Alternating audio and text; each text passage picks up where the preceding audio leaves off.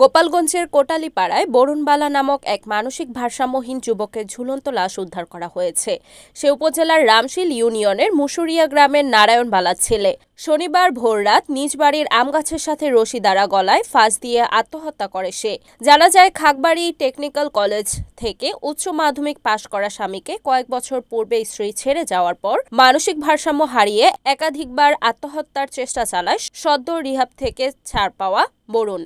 ঘটনার দিন ছেলেকে গাছের সঙ্গে ঝুলতে দেখে বাবার শোক চিৎকারে প্রতিবেশীরা এগিয়ে এসে চিকিৎসার জন্য কোটালীপাড়া হাসপাতালে নিয়ে এলে কর্তব্যরত চিকিৎসক মৃত ঘোষণা করেন। এই বিষয়ে কোটালীপাড়া থানা অফিসার ইনচার্জ আবুল কালাম আজাদের সাথে যোগাযোগ করা হলে তিনি বলেন, আইনগত ব্যবস্থা প্রক্রিয়াধীন।